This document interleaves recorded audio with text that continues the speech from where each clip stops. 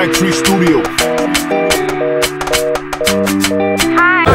Ce qu'il faut retenir, c'est que, au nom de cette population, justement, les rassemblements demandent à M. Kabila de respecter cette constitution. La constitution dont il est le garant, la constitution qu'il a promulguée. Le 19 décembre, il doit prendre ses clics et claques pour partir. La République démocratique du Congo ne lui appartient pas. Tous, nous sommes subordonnés à cette constitution et il devra partir. Il devra partir. C'est ce qu'il y a d'essentiel à retenir de ce conclave du rassemblement. Nous ne voulons pas accorder un seul jour de plus à M. Kabila.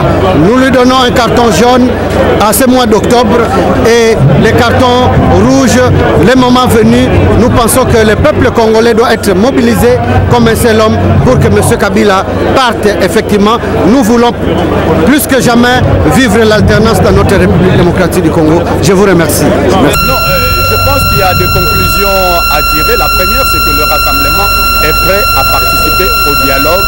Le dialogue selon la résolution 2277 qui respecte la constitution de notre pays. La deuxième conclusion, c'est le format de ce dialogue. D'un côté, nous aurons la majorité présidentielle et les alliés qui se retrouvent à la cité de l'OUA. De l'autre côté, nous aurons le rassemblement et nos alliés. Maintenant, nous venons aussi de le dire, le point concernant le départ du président Kabila du pouvoir le 19 décembre 2016, ce point est non négociable. Alors maintenant, nous avons aussi mis sur pied un régime spécial. Ce régime sera l'objet d'un consensus au niveau de la classe politique. Mais d'ores et déjà, le président du Conseil des sages vient de le dire, le 19 septembre, nous avons donné un avertissement au président Kabila. Le 19 octobre, ça sera un carton jaune et un mois plus tard, ça sera un carton rouge. Je crois que c'est clair, nous avons notre cahier de charges. Ce cahier de charges fixe les lignes maîtresses de ce que nous irons défendre au dialogue entre la majorité présidentielle et ses alliés et le rassemblement et les alliés. Je crois qu'aujourd'hui, les choses sont extrêmement claires. L'OUA, c'est une mascarade artistiquement orchestrée qui ne répond pas aux désidératés, aux aspirations profondes de notre peuple, qui sont les aspirations de démocratie, d'alternance et de respect des principes d'un état de droit.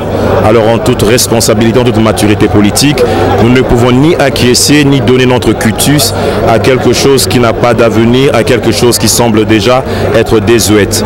Par conséquent, nous restons avec le peuple, conformément à notre credo tout pour le peuple. Nous estimons qu'il faudrait ici sauvegarder la démocratie, sauvegarder l'alternance, parce que la démocratie n'a pas de prix.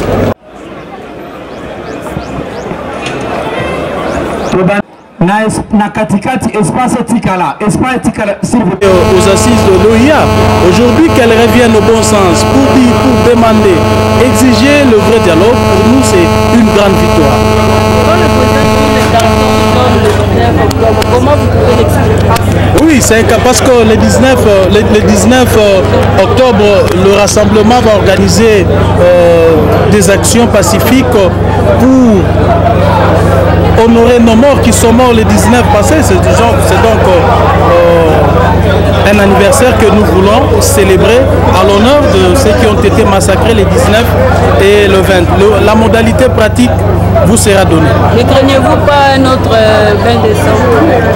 Non, monsieur, nous n'avons pas à craindre le bain de sang. C'est que vous, en tant qu'homme de médias, vous avez à interpeller les pouvoirs à ne plus tuer.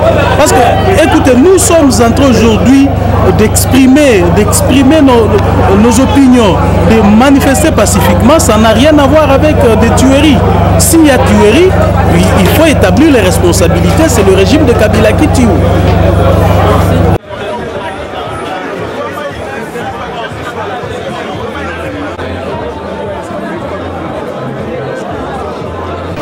À l'issue de ce conclave, tout ce que nous pouvons attendre, c'est le vrai dialogue. C'est la conclusion des entretiens pour finalement prévenir la crise qui se profile à l'horizon. Et le rassemblement, qui, vous le savez, n'a pas pris part à ce que vous appelez dialogue, qui est en réalité un monologue. Aujourd'hui, il est en train de peaufiner sa stratégie de sortie de crise. C'est la raison pour laquelle le rassemblement se retrouve. De concilier les résolutions qui sortiront du dialogue de la cité de l'Union africaine et celles qui sortiront d'ici? Pourquoi pas, dès lors que les gens décident de se parler sincèrement, de se parler honnêtement, je trouve une solution concertée est possible. Et déjà, on entend parler d'un prochain dialogue de résolution 2277. Et si tel est le cas, quelle sera la position selon vous des opposants qui ont déjà pris part à la cité de l'Union africaine? Bon, nous considérons qu'ils font partie du camp qui s'est élargi et qui se retrouve au camp Tchatchi et à Béatrice. C'est ça, ça sera un camp contre le rassemblement ou avec le rassemblement pour trouver un compromis. Donc le président Kabila avec tous les siens qui ont été à la cité de l'Union africaine seront en face du rassemblement avec le peuple congolais. Pourquoi pas? S'ils sont désignés par leur désormais composante, ils viendront. Merci.